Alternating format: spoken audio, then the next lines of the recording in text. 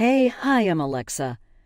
I was married to Peter for 8 years, but we got divorced a year ago. He confessed to having an affair with his ex-girlfriend from college for about 3 years.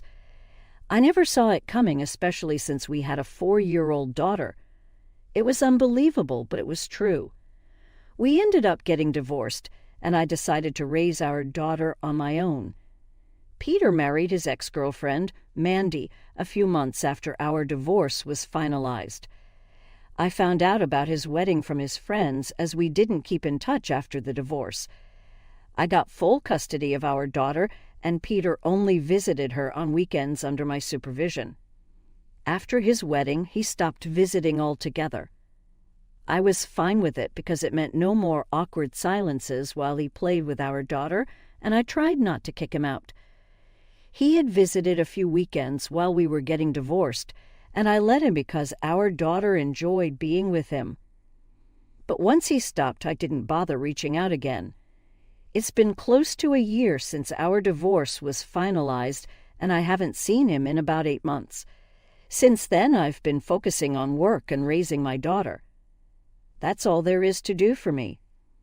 But last weekend, Peter showed up at my door without warning. It was an intense interaction. When I opened the door, I thought he was there to see our daughter, but he wanted to talk to me. I found it strange because we hadn't had anything to talk about for almost a year. Still, I let him continue. He told me Mandy was planning on pressing charges against me if I didn't give them full custody of our daughter soon. She believed I couldn't provide for our daughter as well as they could, and that I was depriving her of a comfortable childhood. Peter demanded I hand over our daughter right away and assured me they would complete the legal procedure soon. According to Mandy, I was incapable of raising her on my own. I flew off the handle and slammed the door shut in his face, telling him to get lost unless he wanted me to call the cops. I couldn't believe he thought he could demand our daughter after ignoring us for almost a year. I wasn't fazed by Mandy's threats because they were baseless. She couldn't press charges against me for neglect just because I was a single mother. But I was scared of Peter returning and reminding my daughter of his existence. It had been hard enough to get her to forget about him without telling her the truth. I also didn't like the idea of Peter having any access to me.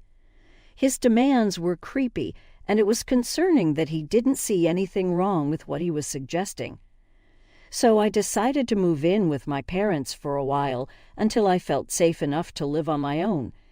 It was convenient because my nanny could take a break. 2 days after Peter's reappearance, I moved in with my parents and have been living with them since. I didn't hear from Peter until 2 weeks ago when he showed up at my parents' place. He knew this was the only other place I was likely to be. But now, with my mom and dad with me, I felt more confident and ready to fight. My daughter was asleep, being looked after by my mother, so I was free to say whatever I wanted. Peter looked upset and told me they couldn't press charges, but he still thought it was unfair that I had taken full custody forcefully. He admitted the real reason for his return was that he and Mandy felt the void of our daughter's absence. Even though Mandy wasn't her biological mom, she had met our daughter several times while Peter and I were still together. Whenever Peter took our daughter out, they would meet Mandy. They began to think of themselves as parents, and Mandy believed she could have been a good stepmom if given the chance. Peter said it was unfair of me to file for full custody just because he cheated. Knowing it was unlikely he'd get joint custody since our daughter was still young, and he'd been cheating for 3 years, Peter didn't stand a chance. One major reason he didn't get full custody was his demanding job, which required long hours and frequent travel, leaving him little time for our daughter. I barely knew Mandy, so she wasn't even considered for custody, despite her relationship with Peter. His lawyer could only secure visitation rights for him, but I don't see how that was my fault. Peter messed up his chances by cheating, which played a huge role in the custody battle.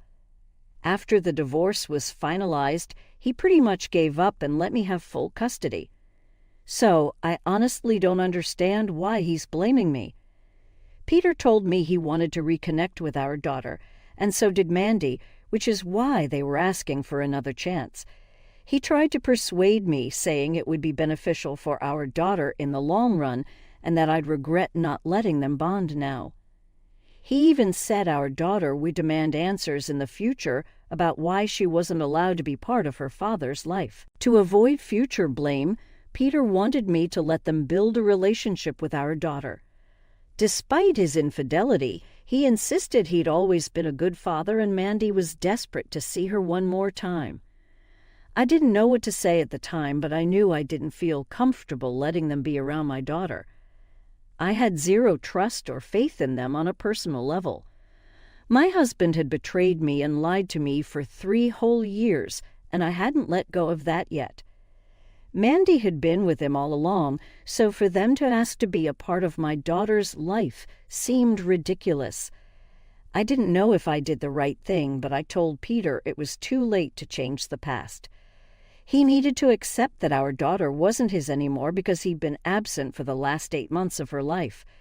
It had been really difficult to explain his absence to her, and I wasn't about to do it all over again just because he and his wife wanted to be with her now. I told him to go away again and shut the door.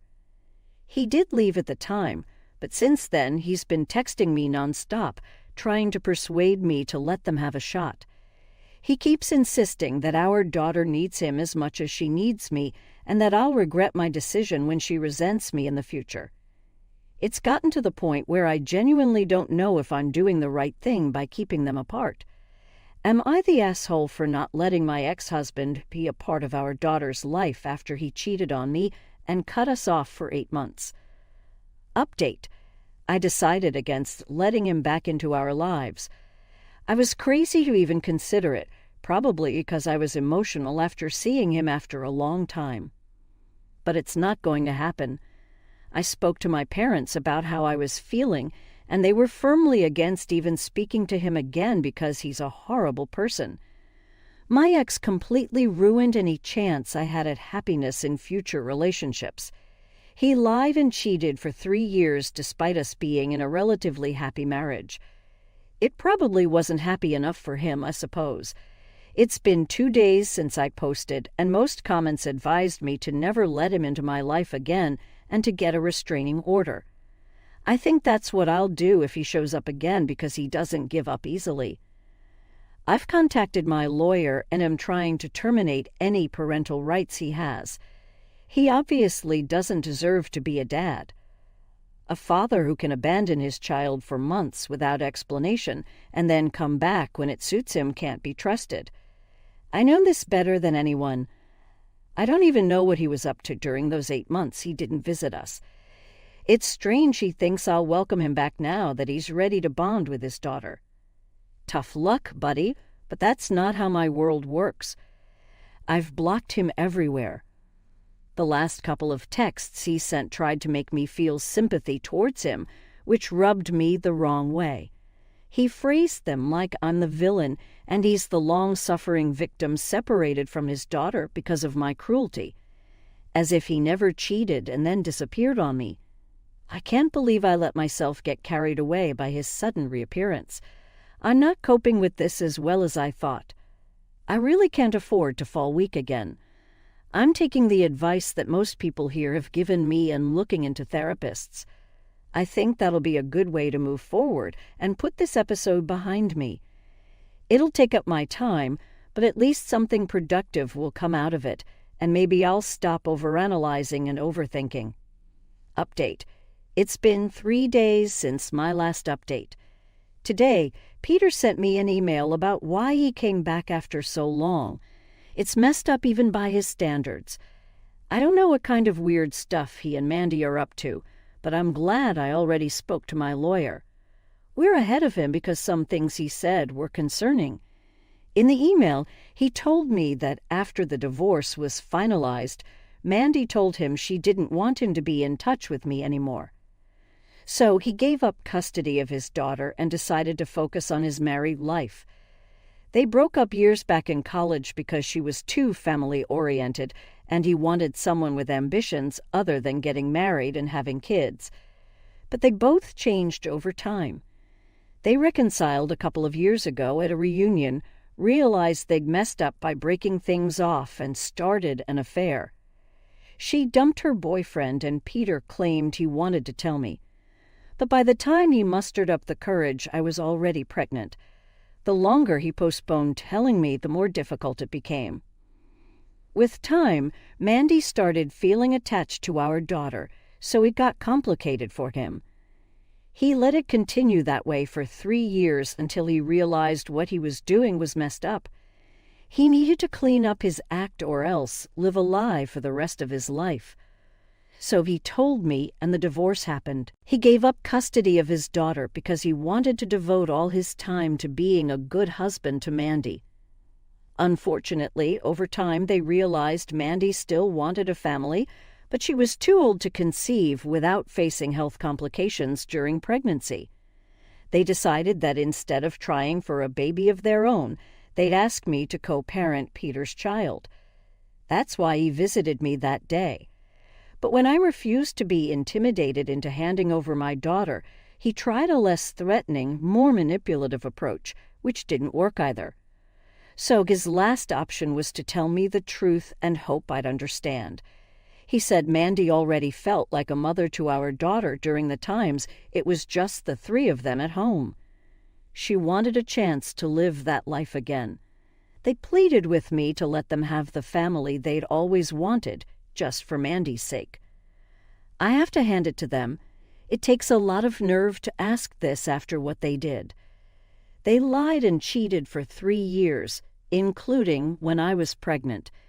Yet they expected me to be kind and let them build a relationship with a child they discarded less than a year ago. They could have adopted or chosen surrogacy, but instead they tried to intimidate me into giving up my daughter. This is my daughter we're talking about, not something to pass around at their convenience. I knew they were crazy, but this is too much, even for them. I'm glad I spoke to my lawyer and forwarded that email. It's insane to think I'd agree to this under any circumstances. I can barely wrap my head around it.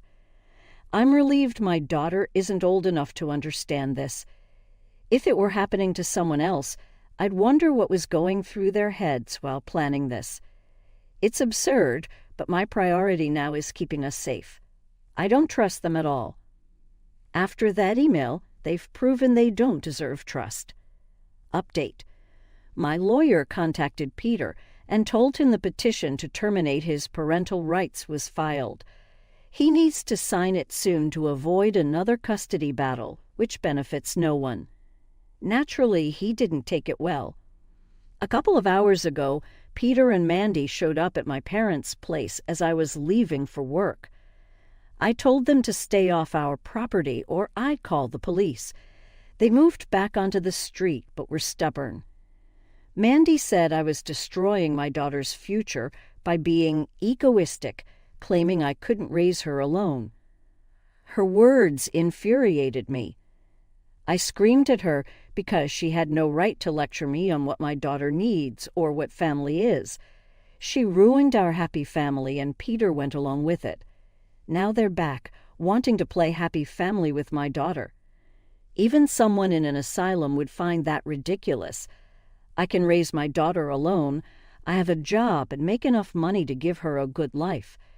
As for family, I'm enough for her now. Maybe I'll marry again in the future, and she'll have a father. But for now, I'm all she needs. Once again, they cut off this same daughter for almost a year when they didn't want her. I feel like suddenly I'm not good enough of a mother for her.